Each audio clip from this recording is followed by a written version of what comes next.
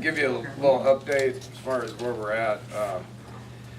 We had 19 practices of camp, which ended on Saturday with a very brief scrimmage. You know, we didn't get as many snaps as I wanted to in on Saturday because we were down to one center, which makes it hard to, you know, get a whole bunch of snaps in a row. But you know, and then we kind of switched gears, and Sunday was lift day and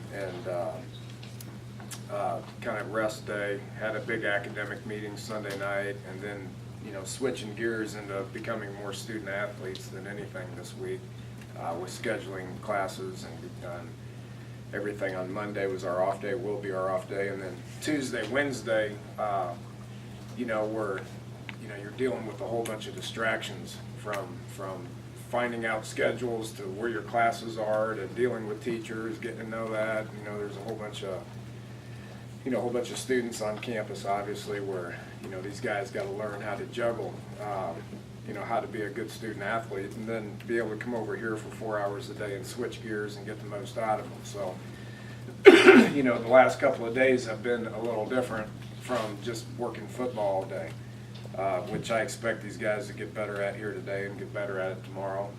And then Saturday will be kind of like a mock game. We won't scrimmage, but it'll be the thing where we got to, you know, transition from offense to special teams, the defense to special teams, the offense to special teams, and getting all the kicking game involved. So that'll be Saturday, and then after that it'll be all about preparing for Marshall. So that's where we're at. We had a walk-on tryout a couple nights ago. Probably had about 80 kids, and then we probably added about, you know, we added about 10 when school started on Monday, and then from the tryout we added about 10 more. So that will definitely help our numbers from a practicing standpoint and scout team standpoint, and good to get a few more kids on the roster. So from that, I'll take some questions.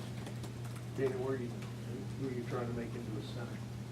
Well, we're okay there. You know, Basser was out from the stinger he got a week ago. He's back now. You know, Braun is starting guard, will be the emergency center. So we got 3 guys that can snap, and all three of them practiced yesterday. So we're in good shape there. It just got down to where, you know, Basser was out and Madsen had just a little stinger, which, you know, was fine the very next day. But we were just down to one during that scrimmage. Have you seen any improvement in the offensive line from when you came here? First team, yes. You know, Barclay, Don's been very consistent. Is really a hard worker. Is senior, glad we have him. Braun's the most vocal guy. Has done well. You know, Madsen's as good a center as I've been around. Tyler Rader is an overachiever, tough guy.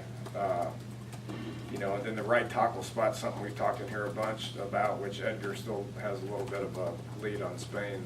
But, you know, the other guys, the second team guys, are just, they're backups. So we'd like for them to be able to push the first team guys a little bit more, but they are what they are. Going into this last week, any other position battles of you're still trying to decide? Yeah, you know, receiver-wise, we're developing our 8, which we feel like we got them, but I want those second-team guys to beat out the first-team guys, you know, and I think Stedman and Tavon have solidified the fact that they're, you know, they're pretty good. They're pretty good, and we'll play them as much as we can. You know, Ryan Nealon and Sticks have been battling. You know, by the time you think Sticks has got a little bit of the advantage, then Ryan comes back and had his best day that I've seen since he's been here yesterday. So, you know, that's an ongoing deal. You know, Urban and D. Brown, you know, they go back and forth, and they'll probably play pretty evenly, you know. So, you know, running back, same deal, you know, we get, you know, those guys keep battling.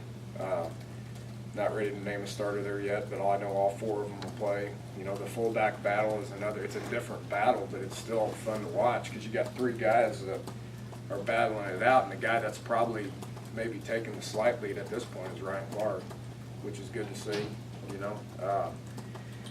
You know, defensively, you know, linebacker wise, we're really looking for backups more than anything. You know, Casey Vance has been playing okay, you know, and you know, you got a guy like Josh Francis behind him that is obviously way more talented, but if he's not going in the right direction, we got to play the other guy, you know. So, you know, we'd like a lot of position battles, right? So we encourage the more the better. Now it sounds like you, like most head coaches, are worried about depth at this time of year. I mean, is that a major problem, or? It is everywhere. You know, there's only a few schools. You take the elite school, the #1 team in the country, whatever, they're going to complain about depth too.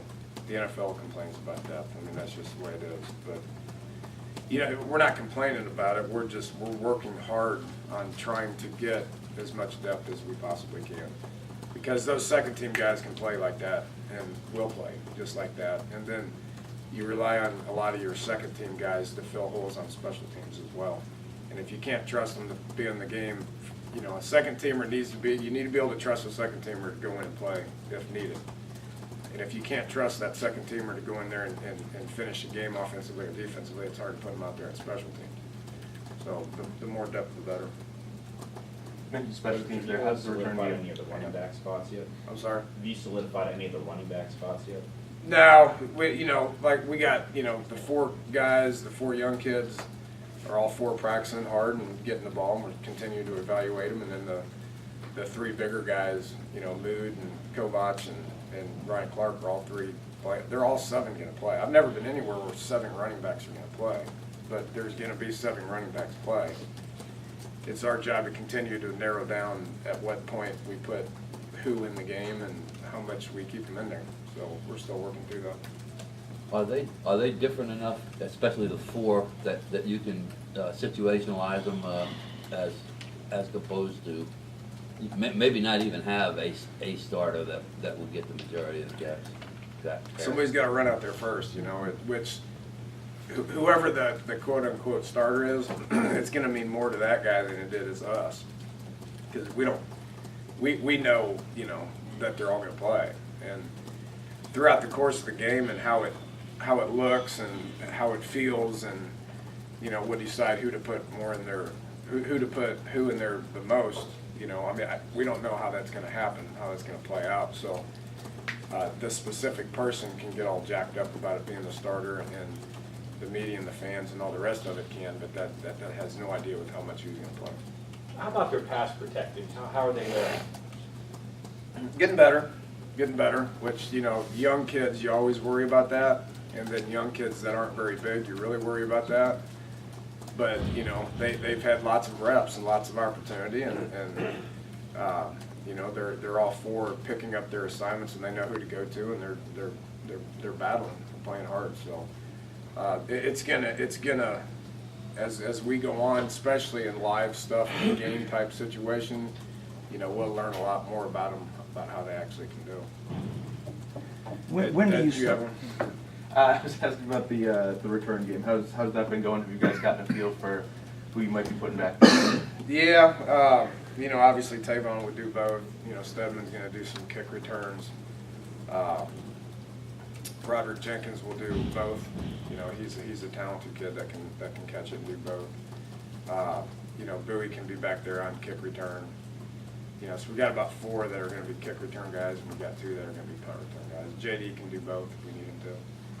We got enough bodies. The bigger thing is to find frontline bodies that we trust that go in the right direction to get some blocks up front, because you can't just put it in a return guy's hands and say, work your magic. You got to have some help. You said that you hadn't paid any attention to Marshall earlier. Have you started to pay some attention, and A little bit. what are your early impressions as far as what to expect?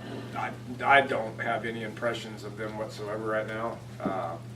You know, we've started to get some of the looks in practice, and we haven't talked about them at all. You know, I mean, we'll gradually start easing in some film. You know, but mainly it's just the looks in practice. You know, I haven't studied their personnel whatsoever, so that'd be, you know, and like I said, we've been getting the looks. So a lot of the looks we put in front of them next week, they're going to be familiar with because we've been giving them that stuff. But starting to talk about personnel will happen on Sunday.